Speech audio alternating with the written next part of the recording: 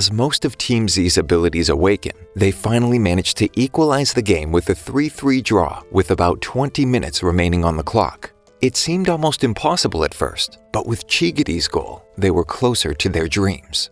One more goal, and Team Z would successfully enter the next stage. The ball lands at Mikage's feet, who's shocked by the fact that the worst team in Blue Lock is actually competing with them, and with 10 men at that. He remembers his past and how his parents always treated him like a baby, spoon-feeding him everything. He wanted to do something on his own strength, and that was football. Nobody would take that from him. However, when he looks around, he sees no space that he can utilize. His team is just as shocked as he is, and there seem to be no attacking options. At this rate, they would lose. Nagi, who's by the post waiting for the ball to arrive, notices Mikage's sad and dejected face. Suddenly, something clicks in him as well. It's like his abilities had finally awakened. He realizes that if he does nothing, their team will lose, and it would be the first time that they would suffer a loss. Earlier, he didn't care what happened, but suddenly his passion for football is ignited by the idea of losing. Uncharacteristically, Nagi drops back and asks for the ball from Mikage, who passes it to him. This comes as a shock to the whole of Team Z. Nagi has never done this before, and it's made it easier for them to defend. But now that he's in the game, both attacking and helping out defensively, Team Z may get overwhelmed. Nagi races with the ball and dribbles past one defender after another. He dribbles past Igamura with a cheeky lob and then passes the ball square to Tsugiri on the flank. To everyone's surprise, Tsugiri has a head start this time and beats Chigiri in the race to the ball. He looks up to see Nagi asking for the ball in the penalty area. Tsurugi is surprised because Nagi usually never takes the initiative or even asks for the ball, but he passes it to him anyway. The ball floats into the box, and Nagi receives it at a very tight angle. Surely he wouldn't be able to score from there, everyone thinks. Yet Nagi not only takes the ball with grace, but also manages to score an absolutely fantastic goal. The game turns on its head once again, as Team V takes the lead 4-3.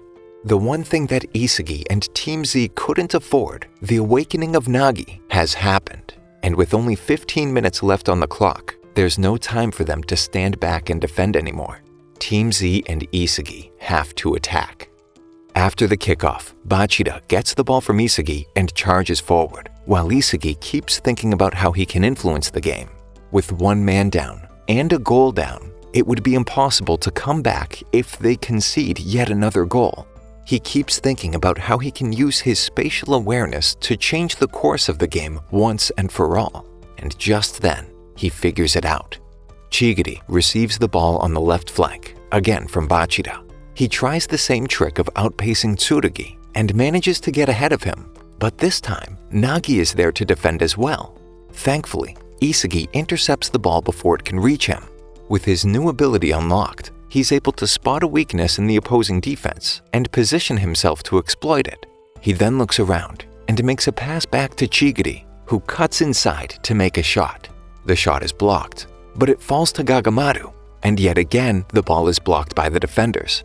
Finally, the ball falls at a perfect range for Kunigami. He places a perfect shot to the roof of the net, and the game is yet again on equal terms. Isagi cheers in happiness as he's finally been able to unlock his ability, and the goal had gone just as he had planned. Using his ability, he can now see into the future for brief moments with all the positioning around him and the way the ball moves. Isagi can see how the goal can be made and how the opponents can be outmaneuvered. Everyone on Team Z is happy, all but Kuon, who doesn't even know how he should feel. At the moment, with Team Z drawing the game, he knows he's going to be the top goal scorer. But was it worth it? He remembers back to when he was in school and had barely managed to form a team to play football with. Even though his team was weak, he carried them to the regional quarterfinals with the hope of one day playing for the national team. But he didn't realize that his teammates didn't share his ambition. Ultimately, they lost, and that was when he finally came to the realization that his teammates didn't have the same ambition as him. And ever since then, he's worked for himself. However, now he doesn't know if that's something he wants to strive for, or if that's the type of person he wants to be. 5 minutes left in the game, and this time, Team V is planning to play from the back. However, instead of making a short pass, Tsurugi notices Nagi's run and makes a long pass. Nagi races to the ball, and Isagi is hot on his heels. He knows that if he can get past Nagi, Nagi has no option but to pass the ball to the other flank, and in doing so, Isagi can hold on until his other defenders arrive. However, just like Ronaldo, Nagi uses his back to pass the ball to himself, and with no other defenders in sight, he's clear to the goal. This is it. Just then, Nagi feels a thud and a set of arms around him, pushing him. It's Kuon, tackling him to the ground. The whistle sounds. Kuon gets a red card and is sent off the field. He doesn't know why he did it, but he tells the team to win as he leaves. 3 minutes left on the clock. Mikage then prepares to take the free kick. It's in a good range, but he probably would pass the ball to his teammates. However, Lemon, the keeper, understands that this is blue lock. Mikage would most definitely try to score the goal himself. Lemon predicts correctly, as the ball is launched towards the top right corner. He makes a massive save. But the loose ball rolls towards Nagi. He dribbles past a few defenders and chips the ball towards the goal. As Isagi holds his breath, wishing for a miracle, it arrives in the form of Gagamaru, who makes a lunging dive to push the ball to Isagi's feet. The counter is now on. Isagi races with the ball, and he has 3 teammates by his side. With most of the Team V members back in their half, it would be an easy goal. However, Isagi knows that the skills possessed by the members of the team would make it difficult, so he keeps moving the ball around among his teammates as they race towards the goal. A final sideways pass. He plays the ball to Kunigami to make a long-range shot. However, Tsurugi manages to catch up to him and makes a sliding tackle. The ball is now headed out of bounds, and with only seconds remaining in the game, if it goes out of bounds, the game will be over. Thankfully, Raichi slides in and manages to save the ball from going out. He passes the ball to Bachida, who notices 3 of his teammates headed into the opponent's box.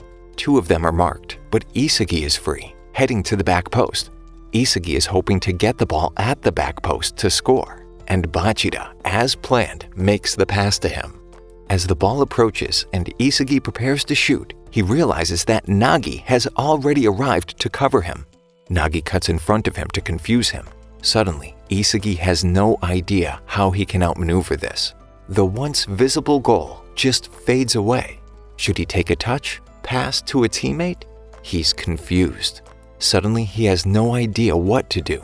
Just then, he remembers all his goals and puts the pieces back together. His forte in shooting is direct shots without any touches. As Nagi approaches him from behind to startle him, Isagi slams the ball into the back of the net, winning him and his team the game, 5-4. Team Z celebrates as the final whistle blows, and they've qualified for the next round of Blue Lock. Team V and Mikage look in shock, as they've just lost to the poorest team in the whole building. They're determined to do better. Everyone celebrates, as Kuon looks on. Kunigami goes to call Kuon into the celebrations as well, but Raichi reprimands him and punches Kuon to the floor, calling it even. And it's apparent that the team has already healed their differences, and there's no bad blood between them. That night, Bachida and Isagi are in the dining room, discussing the new abilities that they've unlocked, and Isagi claims to have gained even more knowledge of the game after the last match. Just then, they hear a large group of players heading out of Blue Lock. They all sound sad and broken after their dreams of becoming players in the national team were now destroyed. Isagi and Bachida pause for a moment and ponder how their dreams had broken the dreams of several others. However, this doesn't make them sad. Rather, it motivates them even further. They also meet Nico, who had survived as the top scorer of Team Y. The man seems determined to win after his team lost to Team Z, and claims that he will destroy Isagi next time. Isagi smiles and tells him to bring it on. The next day, Ego appears on the big screen once again.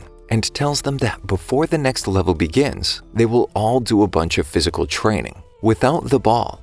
He states that since they are the bottom of all 5 buildings, they will have to do this training until the first building's elite players finish the state-of-the-art training that they were assigned, in lieu of competing for selection.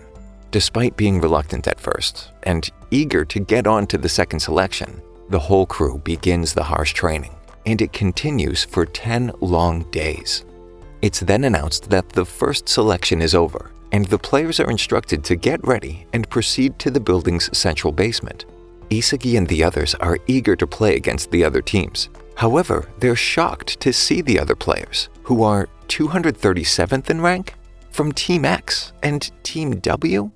Ego appears on the screen and remarks that although they've undoubtedly already noticed, only Building 5 is present in Blue Lock, which accounts for the absence of players from Buildings 1 through 4. Up until now, he had lied to them to make them believe that they were bad and fight ferociously for the initial pickup. All of this was a ploy to undermine their dubious self-assurance and instill in them a desire to be the best in the world. Ego announces that for the second selection, they will have to enter the field one by one. Team Z huddles up one last time, wishing each other luck and promising to meet on the other side. Suddenly, Rin Itoshi casually shoots a curveball and then hits it with another, leaving Isagi stunned at his skills. Rin walks to the door and enters first into the second stage tests. The others wonder if they know him. His name sounds familiar. Isagi follows him. Isagi walks down a small tunnel and finds himself in a field. A holographic Blue Lock man stands in goal, and Isagi is sent a ball from the wall beside him. A red circle appears and starts closing around him, prompting him to shoot from within it. Isagi misses a hurried shot, but then realizes this is the next test and starts making better shots. As soon as he scores the first goal, a timer of 90 minutes appears, in which he has to score a total of 100 goals. The challenge becomes even harder after the first 30 goals, as the timer doesn't reset, and he has to continue scoring goals with hologram defenders present as well. Soon, the challenge gets even harder, as the balls thrown at him are no longer at the desired pace, and the defenders start moving as well. However, Isagi enjoys the challenge, and after that 10-day physical training, he has plenty of stamina to adjust himself and find a good rhythm at the test. He soon finishes the challenge and heads to the new room, which already has a bunch of competitors who had passed the challenge just like him. Moments later, Bachida also enters the place, and they are both happy to see each other. They are then told by Ego that in order to enter the next stage of the test, they need to form a group of 3. Bachida and Isagi decide to wait for Kunigami and Chigiri and take into their team whoever comes first. Suddenly, Isagi is approached by Nagi, who invites him to join Mikage's team. Mikage is taken aback by Nagi's decision. Nagi explains that Isagi was the most remarkable player in their game and that he wants to play football with him. Isagi refuses, claiming that he's on a team with Bachida. To all of their shock, Nagi then asks to be in his group instead. Mikage, frustrated, is taken even further aback, but accepts it after realizing how serious he is. The decision is all up to Isagi, and even though he wanted to wait for his friends, he knows that Nagi is the best player he knew, so he decides to take him into their team. The 3 of them head to the next level of the test. Inside, they find Rin Itoshi, Jubei Aryu, and Aoshi Tokimitsu, the 3 top players in the whole of Blue Lock, according to their new ranking. They seem to be the best of the bunch and are confident that they can win against anyone who comes their way. Once again, Ego appears on the screen to explain the rules of the next matchup. The third stage is a 3-on-3 minigame in which a Blue Lock man serves as the goalkeeper. Whichever team scores 5 goals first wins. The victorious team then steals a player from the losing team to make a 4-man squad. The fourth stage is then a 4-on-4 match. The winning team once again steals a member to create a 5-man squad. The newly formed 5-man team then clears the 5th stage and passes the second selection. The losing 3-man team becomes a 2-man squad and competes against another 2-man team. The player who is not chosen from the losing 2-man squad will be disqualified. The rules are announced. They can pick anyone to be their opponent as long as the opponents agree to play against them. This news gets Isagi and his crew excited, but the other group doesn't seem to care. They seem to be super confident, and this flares something up inside of Isagi. He walks up to them and challenges this best of the bunch to the 3-on-3 matchup. Thank you for sticking until the end. Subscribe for more videos like this.